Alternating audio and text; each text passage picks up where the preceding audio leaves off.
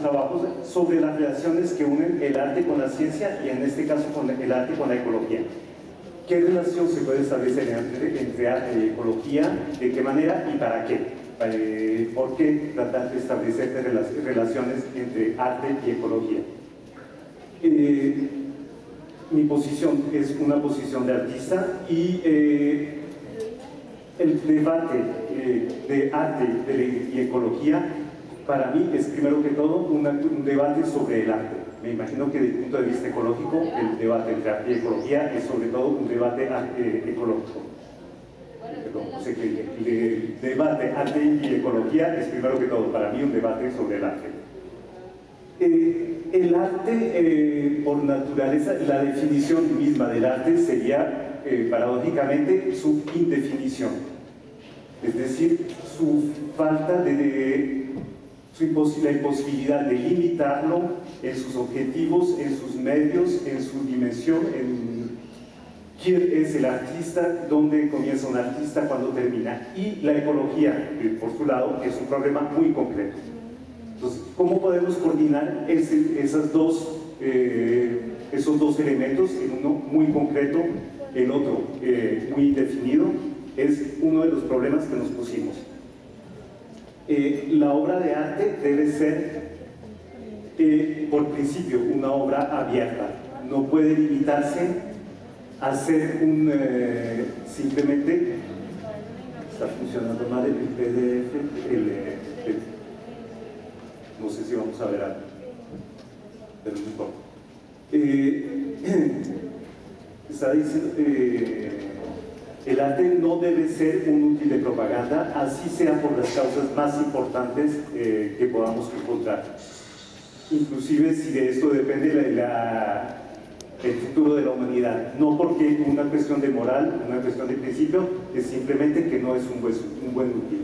Utilizar el arte como medio de propaganda no es el útil eficaz. Si se trata de concientizar a la gente, si se trata de educarla, la publicidad, una buena campaña publicitaria, una buena campaña de sensibilización son mucho más útiles que una obra de arte. Podemos decir que la obra de arte ayuda la campaña o refuerza la campaña publicitaria, pero en ese caso estamos haciendo del arte simplemente un útil, un asistente de la publicidad. De otra parte, desde finales del siglo XIX se ha considerado que el arte es sobre todo, primero que todo, un medio de expresión del artista. La pregunta que podemos hacernos es ¿por qué tenemos que escuchar la expresión del artista más que la expresión de cualquier otra persona de la sociedad? ¿Quién tiene el artista más importante que decirnos? ¿Qué es lo que nos dice el vecino de al lado o el vendedor de la esquina? Se supone en teoría que el artista no solamente está expresando sus sentimientos, sino los sentimientos, está expresando también los sentimientos de todo un grupo, de un grupo social. Pero volvemos a la problemática del principio, es que el problema ecológico es un problema de sentimientos y de emoción. Cuando conocemos la situación que vive el planeta hoy, simplemente limitarnos a un problema de sentimientos parece completamente desproporcionado. Las imágenes creo que no tienen nada que ver con lo que estoy diciendo porque hay una diferencia muy grande. Estas eran imágenes para ilustrar el propósito sobre el arte como propaganda. Luego vamos a ver algunas de arte como expresión y todo va a estar muy tarde. Si se mueven, no sé, no importa mucho. El trabajo que precedió el trabajo que presento acá, del cual quiero hablar un poco, fue un proyecto que realizamos en Francia, en la ciudad de Biscarrosse, es una pequeña ciudad balnearia en el suroeste, que trata de responder a todas esas preguntas y a esa problemática de relaciones entre arte y ecología. Y hablo porque lo precedió no solamente en el tiempo, sino conceptualmente, el proyecto que presento acá, que es el ruido del agua. Se trataba, y eso nos interesaba mucho, nos interesó mucho, una problemática que reunía a la vez una problemática social y ecológica, un problema de biodiversidad en medio urbano, cosa que es bastante rara. Y la ciudad de Biscarrosse hizo una convocatoria para presentar obras. A propósito, habían hecho un proyecto de reorganización de todo el centro de la ciudad, y en el centro de este proyecto físicamente se encontraba un olmo, un árbol que hacía parte de la historia de la ciudad. Era un olmo que tenía 600 años, y en una reestructuración precedente había una calle, una carretera que pasaba casi al lado, y empezaban a reestructurar todo para volverlo a hacer lo que había sido siempre la plaza central, en la cual se encontraba este olmo. El olmo entonces tenía más o menos 600 años, medía 17 metros de alto, con un ramaje de 15 metros de diámetro y un tronco hueco de 9 metros. Los habitantes de la ciudad lo consideraban, decían que era el olmo más viejo de Europa. En todo caso, es seguro que era uno de los más viejos de Europa. Y un elemento que había ayudado a hacer más grande su mito, porque había también una leyenda que le atribuía un mito, un origen mítico, que se representaba, que se manifestaba por una corona, una especie de diadema que florecía todos los años en medio del tronco, una diadema blanca, y había un mito alrededor de esta diadema. Pero además de eso, la mayoría o la casi totalidad de olmos de Europa en muy poco tiempo, en unos 10 años, desaparecieron a causa de una enfermedad que se llamó la enfermedad del olmo. En realidad, esa enfermedad es un hongo que venía de América del Norte y que se atacó al olmo y exterminó prácticamente la totalidad de los olmos europeos en una decena de años. El olmo europeo era, en Francia en particular, pero en toda Europa, una de las especies más difundidas en todo el continente y en Francia en particular. Y esta desaparición dejó un vacío no solamente visual en el paisaje, sino que creó un problema de ecosistema que vivía en función del olmo. Es decir, que hubo muchas otras especies que se debilitaron, que se encontraron debilitadas y que terminaron por desaparecer porque el sistema en el que vivían dependía directamente del olmo, especies vegetales como especies animales, insectos, etc. Se volvió casi una catástrofe, y este olmo era uno de los raros sobrevivientes. La enfermedad del olmo comenzó en los años de 1970 y en 10-20 años todo había desaparecido, y este olmo de Biscarrosse parecía inmune a esta enfermedad. Todo eso hasta el 2011, cuando en muy pocos días, en muy pocos meses, el olmo fue finalmente atacado por este hongo y murió en medio del proyecto hecho por la municipalidad alrededor del olmo, lo cual aumentaba todavía la dimensión catastrófica de esta muerte del olmo. Fue en ese momento que ellos decidieron hacer esta convocatoria artística para tratar de reemplazar o hacer algo que llenara el vacío que dejaba en medio de la plaza el olmo.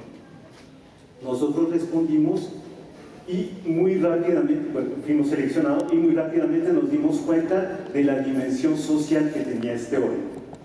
Y comenzó un trabajo muy interesante a partir de esto, porque para la ciudad, para los habitantes de la ciudad, el olmo era el lazo que los unía con el pasado y que los unía entre ellos, que les daba una identidad.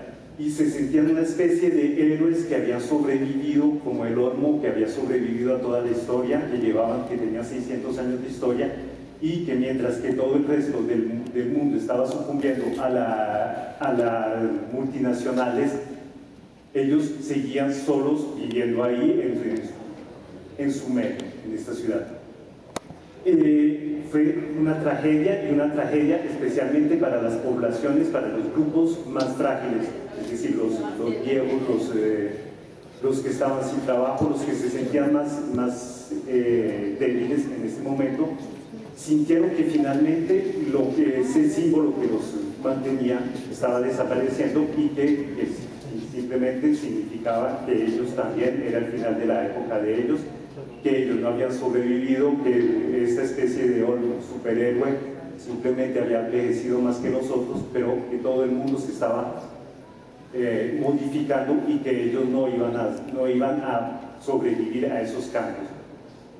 El olmo era el punto de encuentro en las tardes de verano de todo el pueblo, de todos los vecinos, y unía gente de diferentes edades, de diferentes medios sociales que venían a conversar en la tarde a la sombra de este árbol.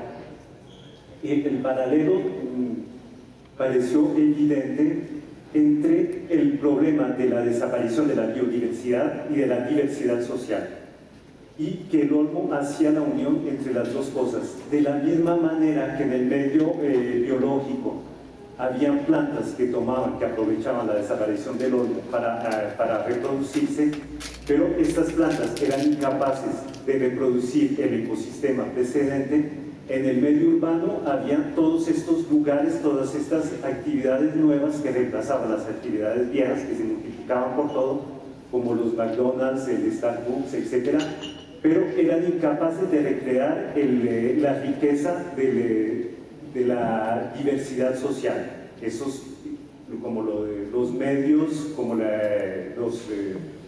Facebook, etcétera, excluyen una parte importante de la población. Se ven por todos lados, pero no incluyen toda la población. Los viejos no se sienten en su sitio en un McDonald's, no se sienten en su sitio en Facebook, y no solamente los viejos, pero se manifiesta de muchas maneras. Nosotros trabajamos en este proyecto con el Instituto Nacional de la Investigación Agropecuaria, y ellos ya evidentemente estaban trabajando sobre el problema de los olmos, y con ellos desarrollamos una variedad de olmo muy parecida a la que se encontraba en Vizcarroz, que resistía a este hongo. Entonces integramos esta variante dentro del proyecto, pero era claro que no era suficiente. Poner un nuevo olmo al lugar del antiguo no bastaba. Había que crear también un lazo de continuidad, algo que recordara lo que había pasado, que no olvidara simplemente, es decir, que hubiera una continuidad. Así que hicimos una corona, una diadema alrededor del hongo, en la que en el centro se veían pedazos del olmo desaparecido. En las partes altas y bajas se veían pedazos de sus ramas y de sus hojas, de sus flores. Y no funcionó para nada, pero bueno, habían imágenes de eso, imagínense.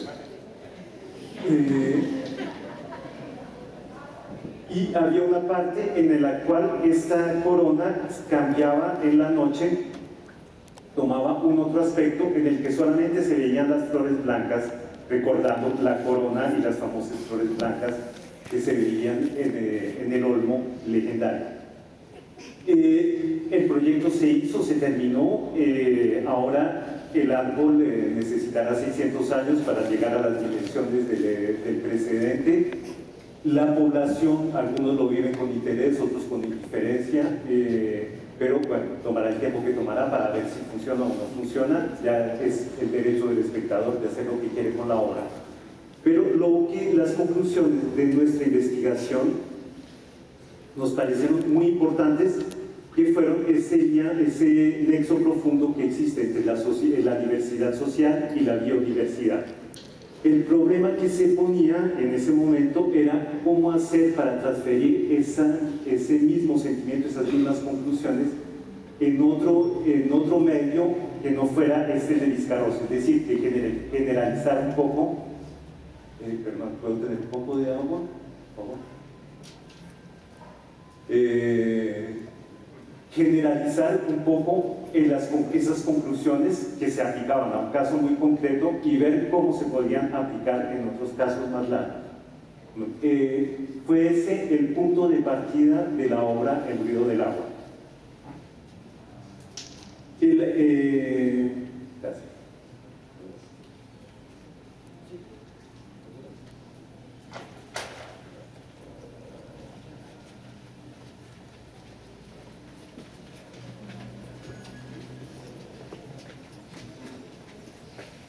Me pareció, sí, no lo dije, bueno, el proyecto precedente Olmo fue realizado, Olga Kiseleva, una artista rusa que dirige el Departamento de Arte y Ciencia, fue la directora del proyecto y yo fui el coordinador de este proyecto.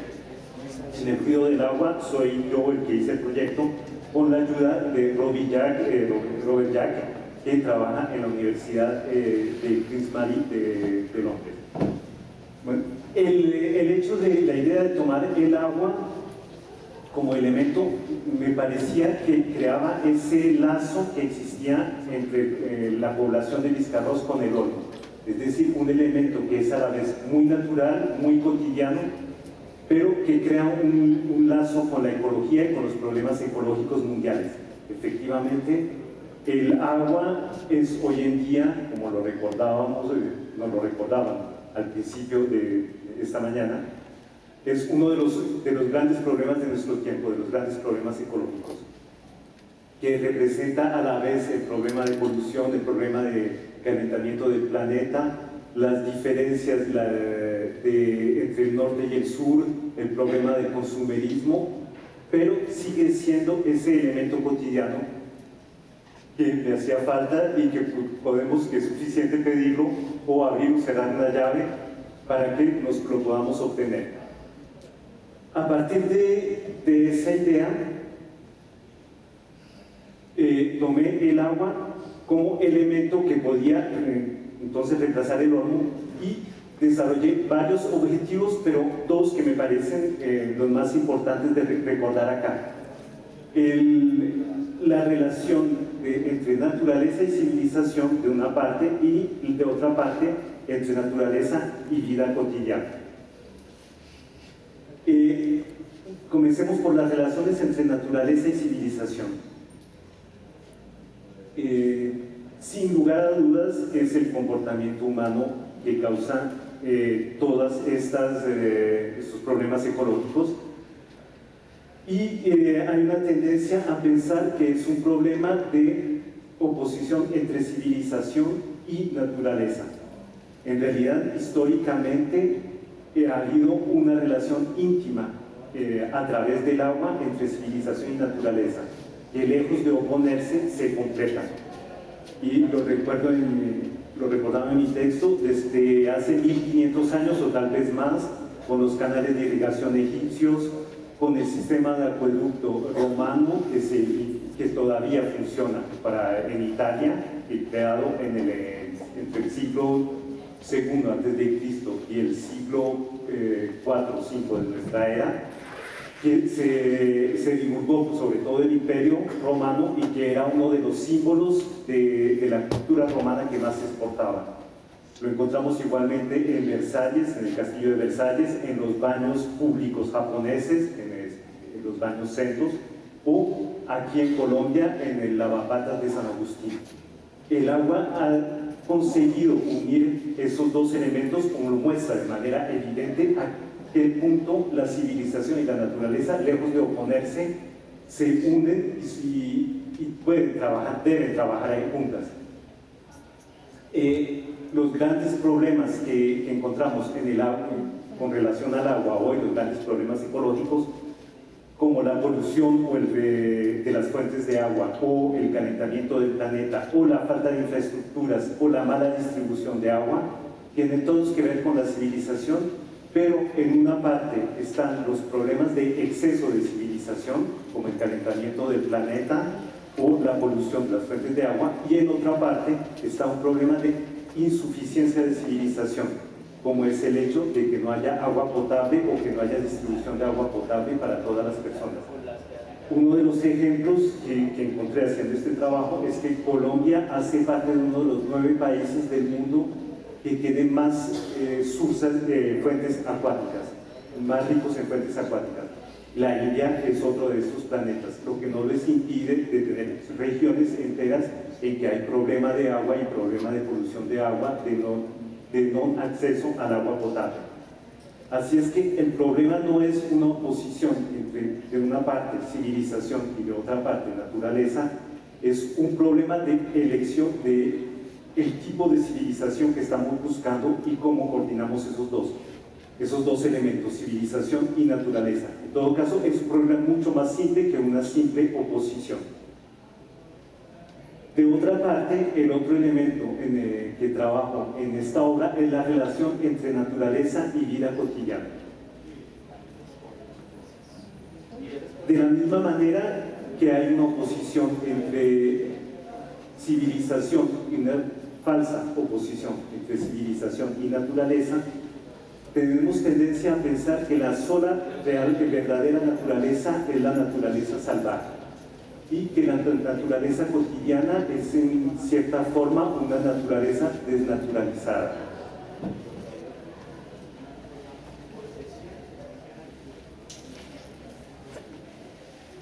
Que la naturaleza cotidiana es una naturaleza domesticada. El verdadero problema, lo que está realmente en juego hoy en día, el problema en relación a la ecología, es en el fondo la relación que nosotros tenemos con los seres vivos, incluidos en primer término nuestro propio cuerpo. Y es en este momento uno de los grandes problemas que encontramos al cotidiano de definir cuál es nuestra relación con el vivo y con nuestro propio cuerpo. Y tal vez por esa idea de que el cotidiano no es realmente naturaleza, nuestra relación con el cuerpo, con nuestro propio cuerpo, es cada vez más una relación de dominación, de control. Y la sociedad nos induce, nos busca a controlar completamente nuestro cuerpo, al externo como el interno, la forma de nuestro cuerpo como el estado de salud de nuestro cuerpo, que esté completamente bajo control. Y estimamos que cualquier reacción que no controlemos de este cuerpo es un disfuncionamiento o es un problema. El trabajo que presento acá, no sé si ya todos los vieron o pues saben en qué consiste, son lavamanos con grifos de agua que gotean. Esas gotas son ruidos, unas largas, otras cortas, que en realidad, y se ve en la proyección que está detrás, se trata del lenguaje Morse, puntos y rayas. Y en la proyección detrás se ve la transcripción de lo que están contando las gotas de agua y la transcripción en alfabeto normal.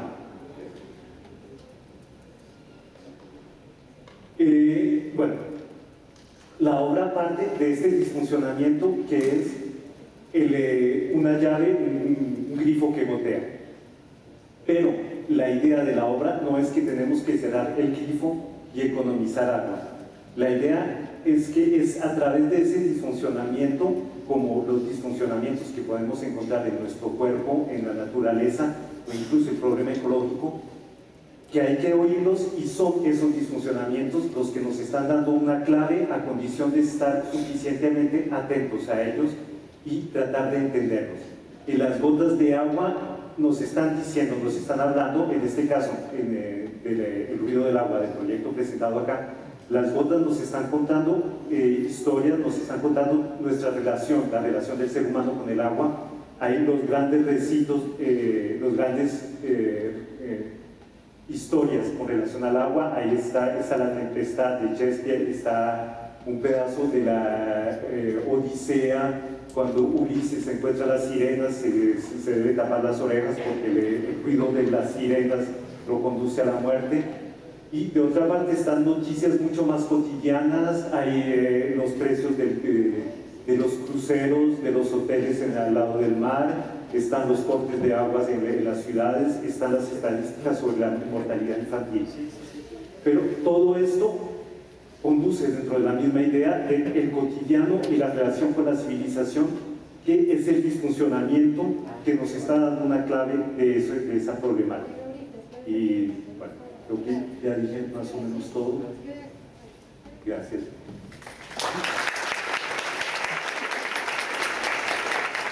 Bueno, invito entonces al resto, de los panelistas que nos acompañen aquí, por favor, de la Fundación Telefónica y los artistas, y si nos regalan luz en el escenario, doctor Felipe, Claudia, Francisco.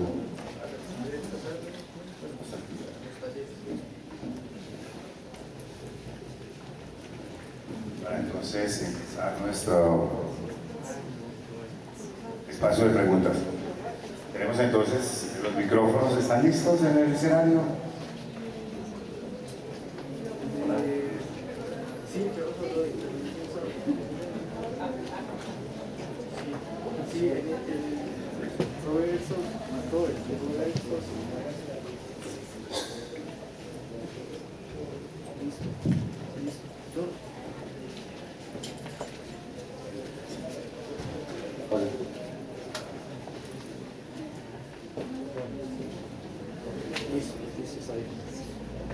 Bueno, chao.